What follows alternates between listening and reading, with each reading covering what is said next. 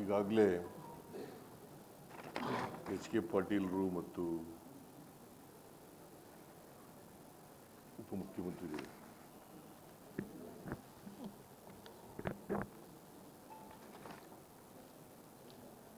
Upper Krishna ಯೋಜನೆ, ನೀರಾವರಿ ಯೋಜನೆ ಮೂರನೇ ಹಂತ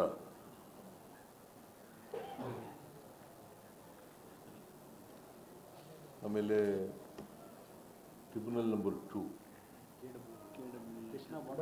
ಕೃಷ್ಣ ಭಟ್ ಅವಾರ್ಡ್ ಟ್ರಿಬ್ಯುನಲ್ ಅದು ತೀರ್ಪು ಕೊಟ್ಟಿದೆ. ಆ ತೀರ್ಪಿನ ಪ್ರಕಾರ ಈಗಿರ್ತಕ್ಕಂಥ 219.6 ಮೀಟರ್ ಡ್ಯಾಮಿತ್ರ 519 ಪಾಯಿಂಟ್ ಎಷ್ಟು ಚಿಲ್ಲರೆ ಇದೆ, ಎಷ್ಟಪ್ಪ ಇದೆ?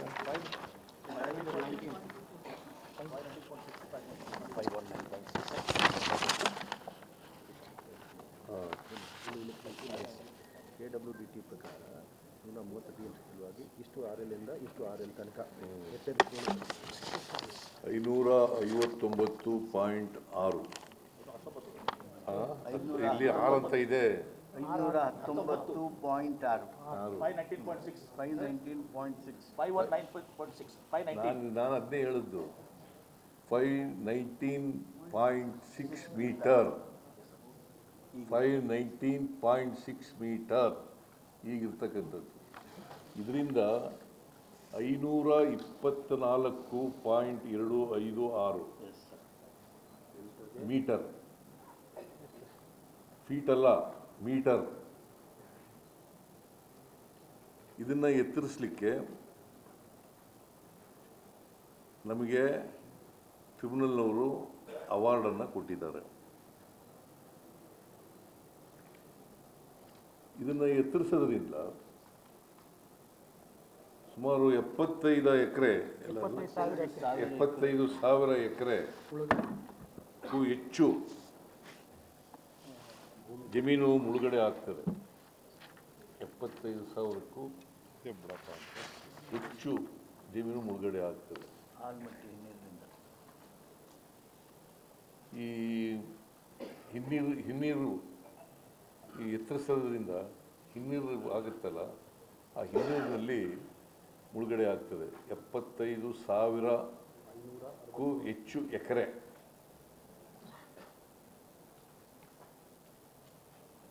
ಅದಕ್ಕೆ ಆ ಭೂಮಿಗೆ ಪರಿಹಾರ ಕೊಡಬೇಕು.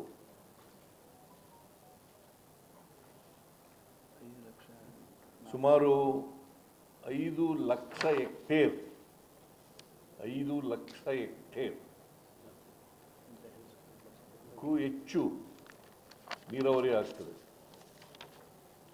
5 ಲಕ್ಷ ಹೆಕ್ಟೇರ್ಗಿಂತ ಹೆಚ್ಚಾಗಿ ನೀರಾವರಿ ಆಗ್ತದೆ. ಸುಮಾರು 14ರಿಂದ 15 ಲಕ್ಷ ಎಕರೆ.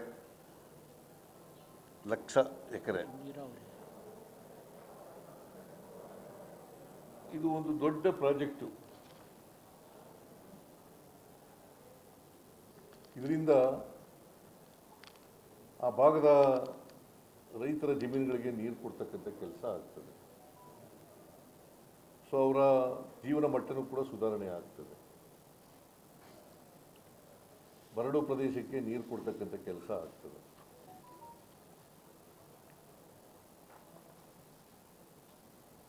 ಇವತ್ತು ವಿಶೇಷ ಕ್ಯಾಬಿನೆಟ್ ಸಭೆ ನಡೀತು. ಈ ಸಭೆಯಲ್ಲಿ ಇದೊಂದೇ ವಿಚಾರ ಚರ್ಚೆ ಮಾಡಿದ್ದೀವಿ. ಕಳೆದ ಕ್ಯಾಬಿನೆಟ್ನಲ್ಲೂ ಕೂಡ ಚರ್ಚೆ ಅಪೂರ್ಣ ಆಗಿತ್ತು.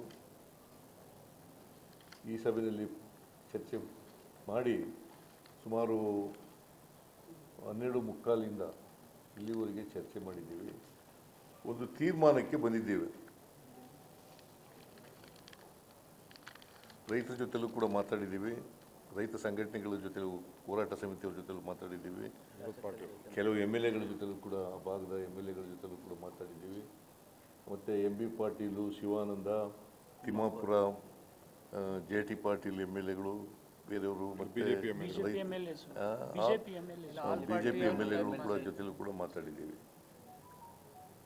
ಸೊ ಅವರ ಅಭಿಪ್ರಾಯದ ಪ್ರಕಾರ ಮತ್ತು ರೈತ ಸಂಘಟನೆಗಳ ಅಭಿಪ್ರಾಯದ ಪ್ರಕಾರ ನಮಗೆ ಕನಿಷ್ಠ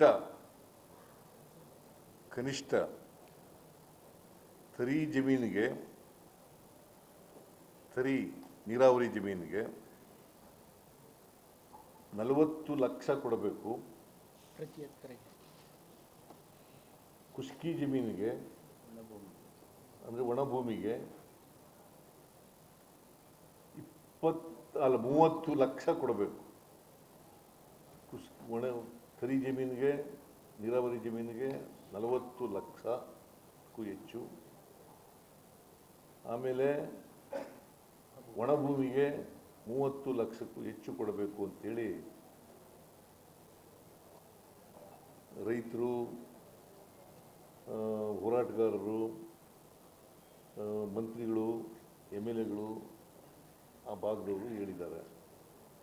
ನಾವು ಇವತ್ತು ತರಿ ಜಮೀನಿಗೆ 40 ಲಕ್ಷ ಕೊಡಬೇಕು ಅಂತ ತೀರ್ಮಾನ ಮಾಡಿದ್ದೀವಿ. 40-30. ಆಮೇಲೆ ಒಣ ಭೂಮಿಗೆ 30 ಲಕ್ಷ. ಪ್ರತಿ ಎಕರೆ.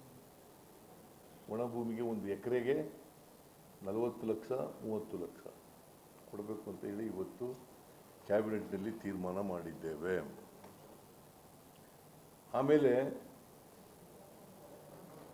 ನಾಲೆ ತೋಡಲಿಕ್ಕೆ, ಕಾಲುವೆ,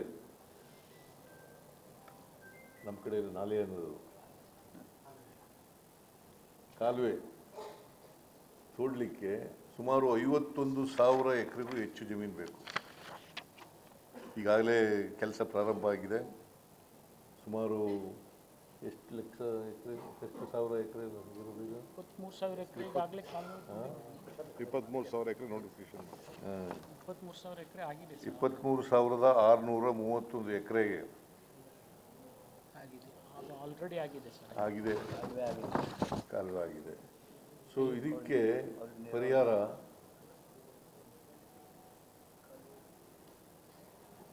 ಒಣಭೂಮಿಗೆ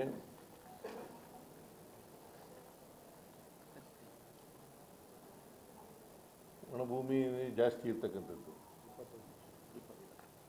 ಅದಕ್ಕೆ 25 ಲಕ್ಷ ರೂಪಾಯಿ ಕೊಡಬೇಕು ಅಂತಂದ್ರೆ ಯಾಕೆ. ಆಮೇಲೆ ತರಿ ಜಮೀನಿಗೆ 30 ಲಕ್ಷ ಕೊಡಬೇಕು ಅಂತ ತೀರ್ಮಾನ ಮಾಡಿದ್ದೀವಿ. ತರಿ ಜಮೀನಿಗೆ 30 ಲಕ್ಷ,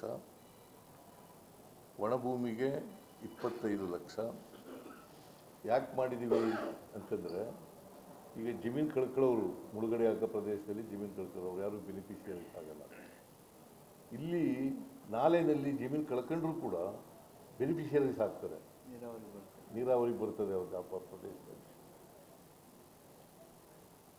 ಸೊ ಅದರಿಂದ ಇಲ್ಲಿ ಕಡಿಮೆ ಮಾಡಿದ್ದೀವಿ.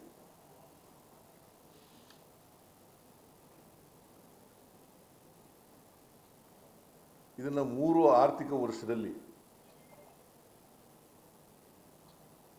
ಈ ಪರಿಹಾರ ಕೊಡಬೇಕು ಅಂತೇಳಿ ತೀರ್ಮಾನ ಮಾಡಿದ್ದೀವಿ.